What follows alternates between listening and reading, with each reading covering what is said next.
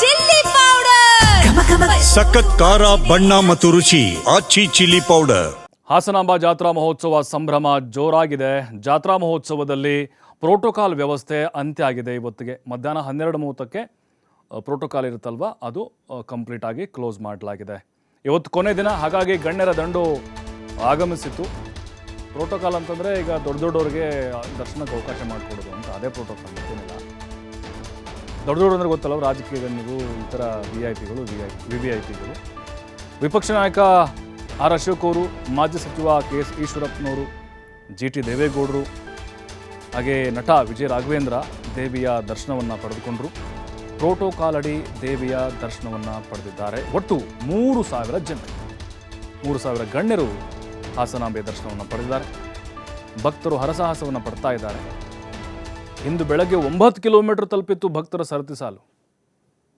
ಸಾರ್ವಜನಿಕ ದರ್ಶನಕ್ಕೆ 2 ದಿನ ಮಾತ್ರ ಅವಕಾಶ ಇದೆ. ಬಹುಶಃ ಈ ಬಾರಿ ಐತಿಹಾಸಿಕವಾದಂಥ ಒಂದು ದಾಖಲೆ ಆಗುತ್ತೆ ಅಂತ ಅನಿಸುತ್ತೆ. ಇಲ್ಲಿವರೆಗೂ ಸುಮಾರು ಒಂದು 15 ಲಕ್ಷ ಜನ ಭಕ್ತರು ಹಾಸನಾಂಬೆಯ ದರ್ಶನವನ್ನು ಪಡೆದಿರುವಂತಹ ಸಾಧ್ಯತೆಗಳಿದ್ದಾವೆ.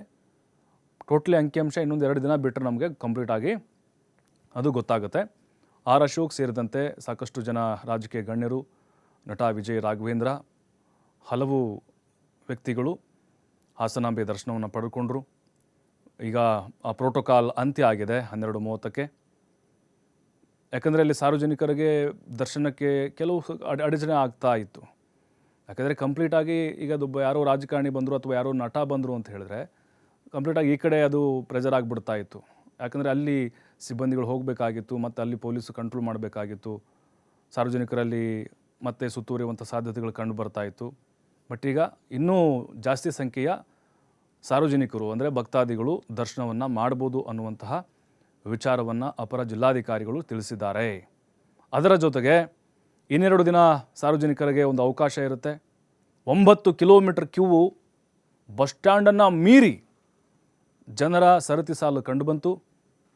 ರಾತ್ರಿನೇ ಆಗಲಿ ಏನೇ ಆಗಲಿ ನಾವು ಹಾಸನಾಂಬೆ ದರ್ಶನವನ್ನು ಮಾಡೇ ಹೋಗ್ತೀವಿ ಅಂಥೇಳಿ ಭಕ್ತರು ಹೇಳ್ತಾ ಇದ್ದರು.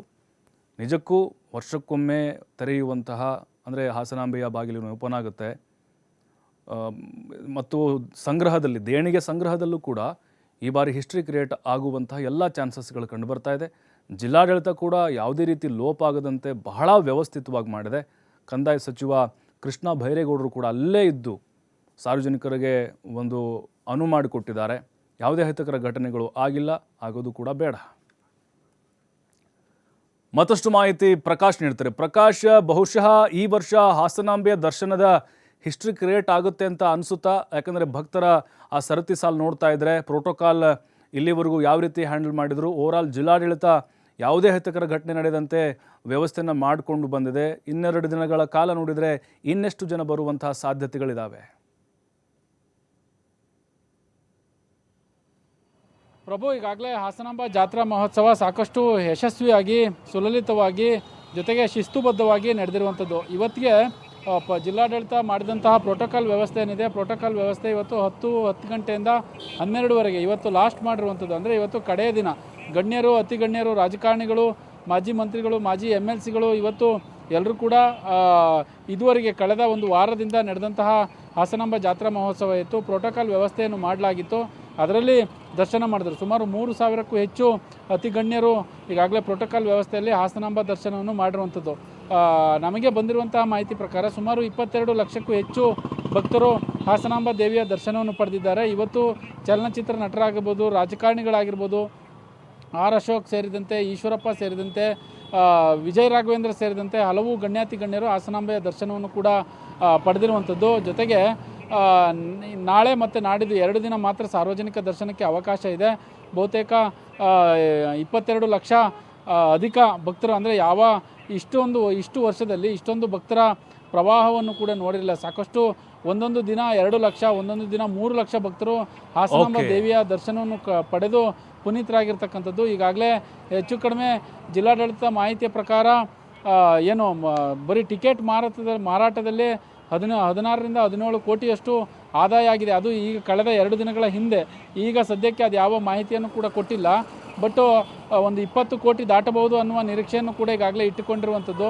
ಹಾಸನಾಂಬೆ ಕರ್ನಾಟಕ ರಾಜ್ಯದ ಅತಿದೊಡ್ಡ ಶ್ರೀಮಂತ ದೇವಸ್ಥಾನದ ಪೈಕಿಯಲ್ಲಿ ಒಂದು ಕೂಡ ಆಗುತ್ತೆ ಅನ್ನುವ ಮಾಹಿತಿ ಸದ್ಯಕ್ಕೆ ಲಭ್ಯವಾಗಿರ್ತಕ್ಕಂಥದ್ದು. ಒಟ್ಟಾರೆ ಜಿಲ್ಲಾಡಳಿತದ ವ್ಯವಸ್ಥೆಯಿಂದ ಸಾಕಷ್ಟು ಭಕ್ತರು ಕೂಡ ಈಗಾಗಲೇ ಹಾಸನಾಂಬ ದೇವಿಯ ದರ್ಶನ ಪಡೆದಿರುವಂಥವರು ಒಂದಿಷ್ಟು ಹರ್ಷವನ್ನು ವ್ಯಕ್ತಪಡಿಸ್ತಾ ಇರುವಂಥದ್ದು. ಪ್ರಭು, ಓಕೆ, ಥ್ಯಾಂಕ್ ಯು ಪ್ರಕಾಶ್ ಮಾಹಿತಿಗಾಗಿ.